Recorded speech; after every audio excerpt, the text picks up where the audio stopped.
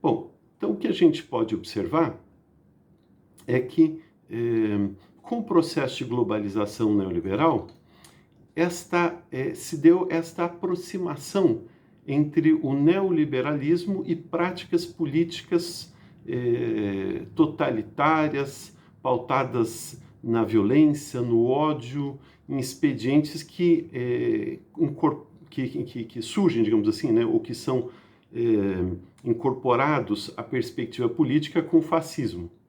E aí, claro que a gente está falando de um outro contexto. Alguns autores não gostam do termo fascismo, que diz, olha, o fascismo está muito ligado àquela experiência, a princípio italiana, depois vai inspirar o nazismo na Alemanha, e vai inspirar experiências totalitárias na Espanha, em Portugal, etc. Então, a gente estaria agora num contexto um pouco diferente, né? Então, por isso que alguns autores, em vez de fascismo, preferem falar em neofascismo, né?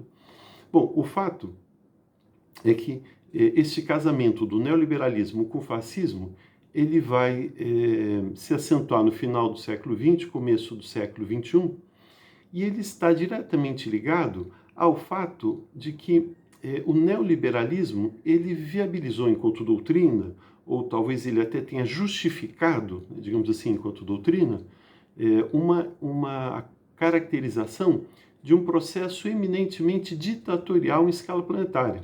Então, o que a globalização neoliberal permitiu? Permitiu a formação de uma classe global que detém o capital, esse capital agora transnacional, planetarizado, flexível, e que vai impondo aos diversos países a desmontagem daquele aparato do estado de bem-estar social, né?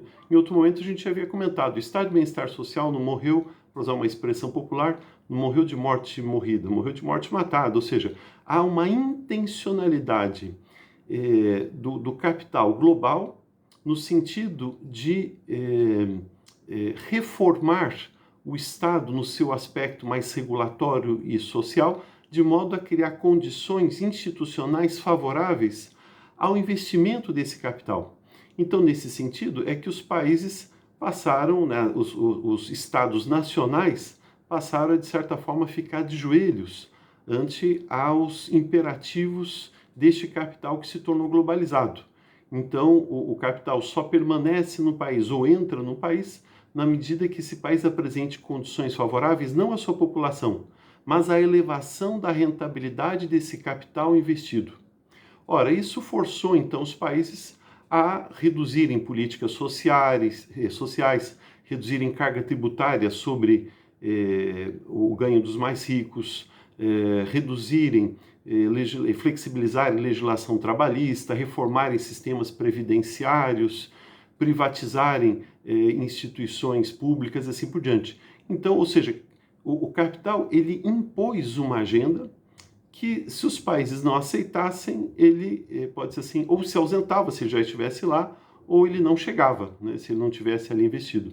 Então, é nesse sentido que o que foi se configurando, né, no século XX, nesta passagem daquele segundo modelo para o terceiro modelo, e que se consolida na globalização neoliberal, é efetivamente uma ditadura econômica.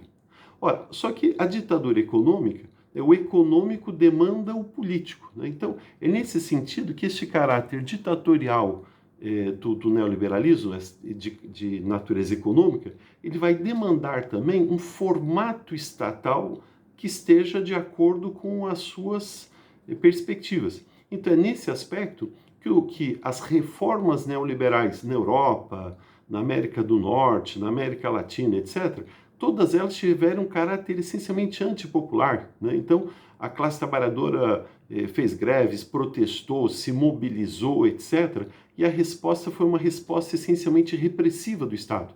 Ou seja, as estruturas do Estado Nacional Democrático foram sendo cooptadas por esta dinâmica de imposição do capital global. E desta forma passaram a induzir um formato eminentemente autoritário, totalitário do Estado Nacional. É este formato que vai, digamos assim, arrumar a cama para o estabelecimento de governos de natureza neofascista. Mas já voltamos já já.